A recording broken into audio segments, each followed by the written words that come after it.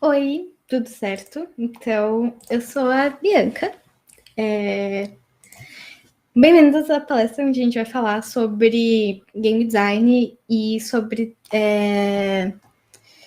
jogos para educação e como é que a gente pode fazer jogos para educação melhores e tudo mais. Deixa eu compartilhar aqui minha tela.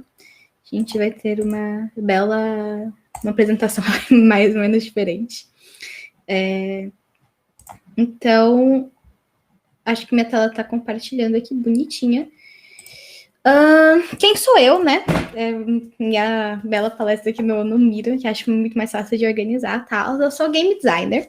Eu trabalho na Firasoft, que é uma empresa que faz os jogos em geral, assim. Então, meu trabalho é criar sistemas e fazer jogos divertidos e criar interações legais.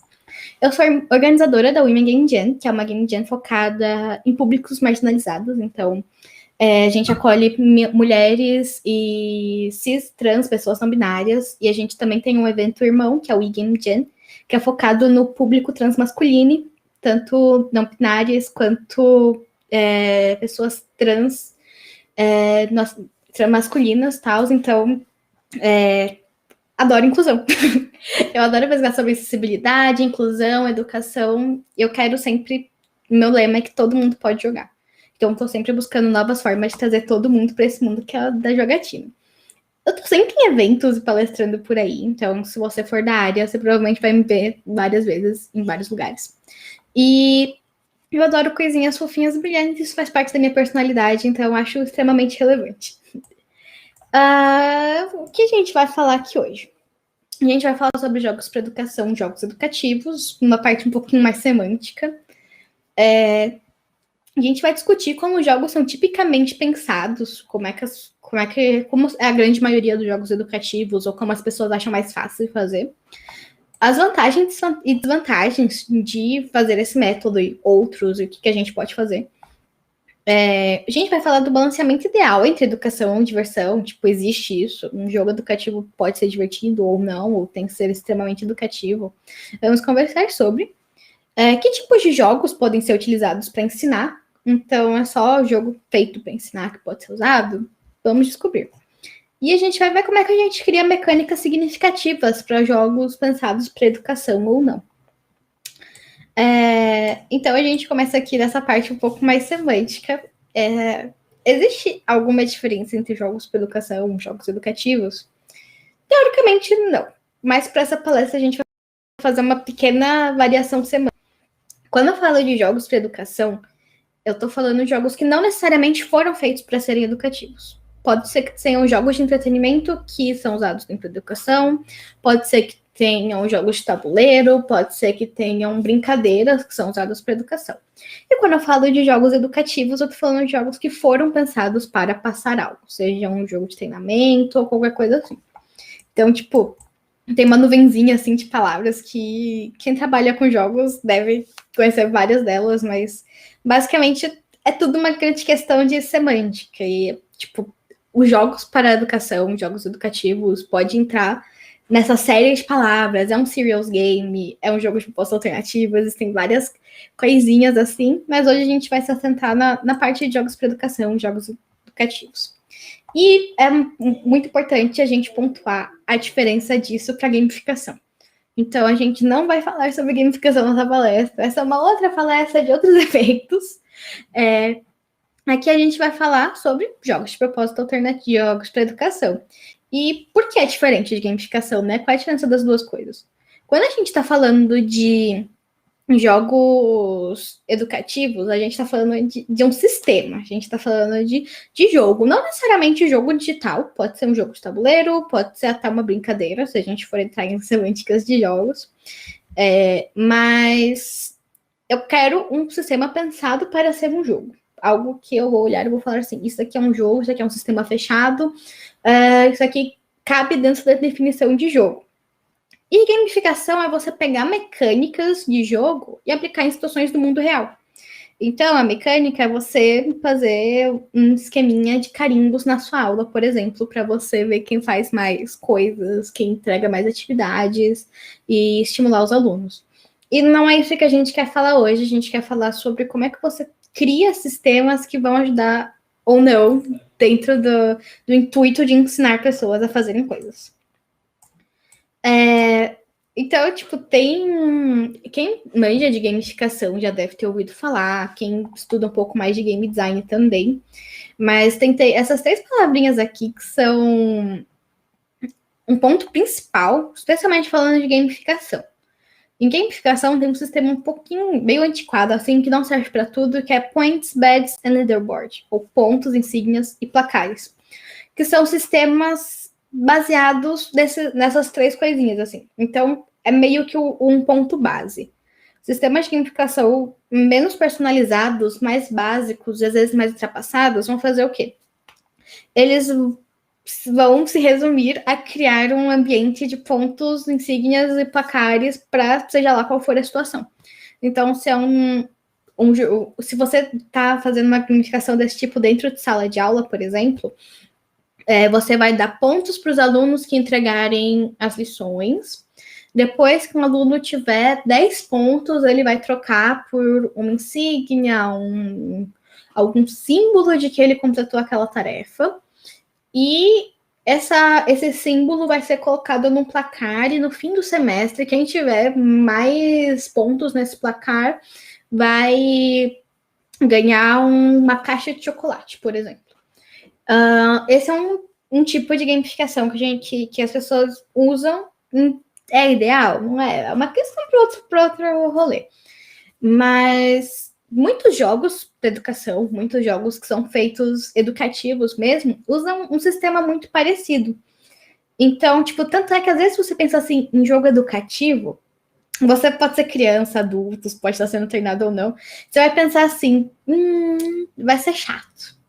Por quê? Porque muitas vezes, ao invés de criar um sistema de jogo bonitinho e tal, os desenvolvedores pensam que, tipo, se você recompensar o jogador por ter acertado uma resposta, é isso aí, tá pronto 10/10. Mas não é bem assim. Enquanto um sistema simples de pontos pode funcionar em alguns casos, ele é muito menos amplo do que criar um sistema bonitinho e pensando no jogador. Então, pensando nisso assim, por exemplo, se você tem um sistema de pontos insígnias placar, vai ser muito eficaz em jogadores, alunos, pessoas que gostarem de competição. Então, isso aqui estimula muito a competição. Você quer estar na frente das pessoas, quer ter mais pontos, quer mostrar mais coisas. Mas nem todo mundo, isso especialmente falando de jogos de treinamento ou jogos para usar dentro de sala de aula, quer competir. Tem gente que não é movido por esse tipo de motivação. Tem gente que gosta de fazer coisinhas bonitinhas e criativas, tem gente que gosta de jogos que deem oportunidade social, tem gente que gosta de jogos que façam que ela sinta que está atingindo um propósito maior. Então, quando a gente fica fechado nesse tipo de design, a gente está deixando de abranger muita coisa e aí a gente vira o joguinho chato. É chato para todo mundo? Não, tem gente que vai adorar. É errado? Não, tem situações em que vai funcionar. Mas usar isso para todo o sistema talvez não seja o ideal. Jogos que fazem isso, assim, no geral, são tipo aqueles jogos que são quizzes, só que quando você aperta o botão tem uma animaçãozinha bonitinha ou não. Tipo, esse tipo de sistema é basicamente você pegar uma prova ou uma lição e tirar do caderno e botar dentro do celular. É a forma ideal de fazer um jogo educativo? Depende do seu propósito, mas fazer isso para tudo, com certeza, não é. Então, como é que a gente cria mecânicas mais significativas? A gente tem 2 pontos aqui. Para você criar uma mecânica mais significativa para o seu jogo, você tem que entender o seu jogador, você tem que entender o contexto do seu jogo. Então, a primeira coisa, assim, quem é o seu público? Quando a gente fala de jogos muito baseados em acerto, erro, pontinhos, tal, muitas vezes esses jogos não levam em consideração quem é o público. Se você está fazendo um jogo para crianças de 3 anos, para crianças de 10 anos, para adolescentes do ensino médio, ou para adultos que trabalham com maquinário pesado e precisam de treinamento, você está trabalhando com muita coisa diferente. Saber o seu público vai deixar você descobrir com que ele se familiariza melhor. Então, se você está fazendo um jogo para crianças ou adolescentes, você consegue fazer uma coisa mais complexa, mais mecanicamente interessante. Se está fazendo um jogo para uma criança, você não quer usar nada que tenha palavras, assim, de 3 anos. E se você está fazendo um jogo de treinamento, quem são aqueles trabalhadores? Qual é a demografia? Será que eles têm alguma familiaridade com o tipo de tecnologia que você vai usar? E aí a gente vai para o segundo ponto, que é o que o seu público joga. Ele joga? Se ele joga, é o quê? Ele joga Candy Crush no metrô indo para o trabalho? Ele joga Fortnite e Roblox? Ele joga LOL? Ele não joga nada? O público que você quer atingir tem algum hábito de jogar assim interessante? E aí, para conseguir esse tipo de dado também é uma outra palestra que eu já dei. Mas você pode conseguir esses dados, pode pesquisar. Tipo, se você tiver dados de verdade, melhor ainda. Mas às vezes pode ser só feeling também, nada contra. E por fim, outra coisa que você tem que pensar para entender o seu jogador é em qual plataforma o seu jogo ou experiência vai ser distribuído. Então, você vai mandar esse jogo para celular, esse jogo vai ser para VR, esse jogo vai ser uma realidade aumentada no celular, vai ser um jogo de tabuleiro. Como é que você vai distribuir esse jogo? Porque aí a gente entra em limitações técnicas. Então, se você está fazendo um jogo para alunos, por exemplo, alunos de escola do ensino fundamental, e você tem uma limitação de dispositivo, porque você está usando como base o dispositivo padrão de um aluno de baixa renda do ensino fundamental, por exemplo, você tem uma limitação muito grande assim do que você pode fazer. Você não vai poder fazer um grande MMO com gráficos incríveis. Você vai ter que diminuir um pouco o seu escopo. A mesma coisa se você está fazendo um jogo em realidade virtual, você tem mais poder de processamento, mas você vai ter que pensar em outras coisas, tipo, se o seu público, por exemplo, vai ter motion sickness, se ele vai se sentir zoado jogando, como é a noção espacial dele. Então, saber como o jogo vai ser distribuído já vai te ajudar a arrumar seu escopo assim muito bem. E aí você tem que entender o contexto. Então, qual é o objetivo do jogo? Essa aqui é tipo uma pergunta fundamental. O que você quer que o jogador saiba? Ou o que você quer que o jogador aprenda? Ou o que você quer que o jogador decore? Se você está fazendo um jogo, por exemplo, de decorar palavras em inglês, a sua mecânica vai ser muito diferente se você está fazendo um jogo que incentive adolescentes a debaterem sobre o fim da fome no mundo. Se você está fazendo só um jogo de decorar coisas, se o seu objetivo é que o aluno decore termos, coisas ou fórmulas, às vezes um joguinho simples de quiz resolve, porque o quiz é muito bom para você memorizar e acertar. Agora, se você quer que o jogador entenda de forma visual como é que funciona o cálculo de volume de um quadrado, você tem um problema completamente diferente. Fazer um quiz vai ser a mesma coisa que você desenhar um quadradão ali na lousa e falar, ó, o que é isso daqui? Então, talvez a experimentação seja melhor. O objetivo do seu jogo vai guiar o que você pode fazer para ter algo mais significativo. Qual metodologia de ensino combina mais com o objetivo do seu jogo? E é, tipo, nessa parte aqui que é fundamental, se não muito bom, pelo menos, os professores têm a ajuda de um game designer e um game designer tem a ajuda de um professor. No caso, eu sou game designer. Eu tenho ajuda de professores sempre que faz isso, porque o professor tem que dar beleza, isso aqui vai funcionar, isso daqui não. Designers instrucionais também são muito bons para ajudar nesse ponto. Mas qual metodologia de ensino vai combinar mais com o objetivo do seu jogo? Você está fazendo um jogo que é um jogo mais behaviorista, onde você quer criar padrões para o jogador seguir. Você quer criar um jogo mais crítico, onde o jogador tem que pensar e refletir, debater. Você quer fazer alguma coisa mais experimental? Você acha que uma metodologia de ensino mais experimental, de tentativa e erro e não punição funciona? Então, qual é a metodologia de ensino que mais combina e como é que você pode traduzir isso para uma mecânica de jogo? E aí a gente vai para o último, que é qual o contexto de ensino? que tipo de apoio o jogador vai ter. Então, o jogador vai ter apoio de um professor quando ele estiver jogando, ou dos pais, ou não vai ter apoio nenhum, ou vai ter um treinador, alguém que esteja mediando um treinamento para ele. Vai ter alguém ou não, ou ele tá sozinho, ou ele tem que fazer as coisas sozinho, ou os dois, ou ele pode estar sozinho acompanhado. Porque isso vai definir o nível de detalhamento de ensino que você vai dar. Então, se você quer que a pessoa aprenda algo aqui que você definiu, qual é o objetivo, aprender, decorar, seja lá o que for, você vai ver em qual é o contexto, que tipo de apoio que ele vai ter para você conseguir esse objetivo. E a partir daí, o seu jogo vai ser mais ou menos denso em explicações, mais ou menos denso em tutoriais, mais ou menos denso em como é que você vai passar o conteúdo. Você vai passar o conteúdo do seu jogo ou você vai consolidar os conhecimentos? Isso é algo que você tem que pensar assim. Então, esse grande quadro aqui é tipo, você fazer um quiz não necessariamente torna o seu jogo educativo, você colocar fórmulas e textos e explicações no seu jogo não necessariamente tornam ele educativo. Você tem que pensar em como é que você consegue colocar coisinhas de aprendizagem dentro do contexto dele.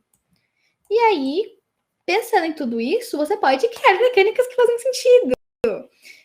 Aqui tem uma série de mecânicas, gêneros, que você pode pensar, tipo, você pode fazer um jogo de caça ao tesouro, uma narrativa interativa, uma fase d'água no seu jogo, qualquer coisa que faça sentido com as coisas que você definiu aqui atrás. Esse link aqui, para quem quiser dar uma olhadinha depois, printa a tela, tá? É de um site que simplesmente cataloga um monte de mecânicas. Então, se você é game designer, professor, ou o que seja, é divertidinho, assim, de olhar. Dito isso, qual é o balanceamento ideal entre diversão e educação? Quando a gente está falando de jogo educativo, ele precisa necessariamente ser um negócio meio chato, assim, um negócio meio sentar e aprender? A gente já viu que não. Mas, ao mesmo tempo, um jogo não pode ser só diversão. Então, é muito... Especialmente se você é game designer e não professor ou desenvolvedor de jogos. Você vai chegar nessa parte aqui, você vai destruir, você vai pegar um monte de mecânica legal, você vai pensar em fazer várias coisas. Mas talvez o seu jogo seja... Se você não alcançar o balanceamento entre diversão e educação, isso tudo meio vai por água abaixo, assim.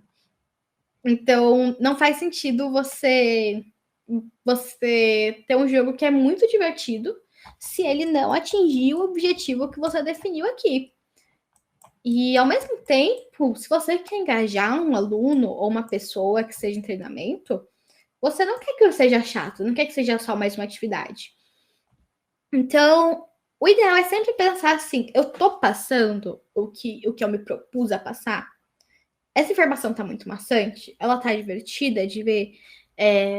O parâmetro de diversão tá de alguma forma atrapalhando a educação? Esse assim o limite. A educação tá atrapalhando a diversão tá atrapalhando a educação. E se você não conseguir chegar no meio termo de jeito nenhum, você vai sobrepor, você tem que priorizar a educação, porque esse é o objetivo. Existem vários jogos não educativos que podem ajudar na educação. Então, Minecraft é tipo um exemplo hiper clássico de jogo não educativo, porque você pode fazer casinhas, você pode... Existe uma versão for education, que deixa você fazer várias coisinhas e, tipo, tem biomas diferentes, animais, é ótimo. Roblox também é hiper criativo, Assassin's Creed é o clichê de jogo de história, assim, para ajudar a entender períodos históricos. E até jogos que aparentemente nem tem tanto valor educativo, tipo Detroit, que é sobre robôs e inteligências artificiais, podem ajudar muito em debates, especialmente sociológicos.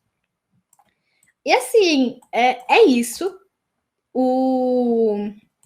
O tema é muito denso e tem muita coisa, mas eu acho que esse é um bom começo, um bom meio termo.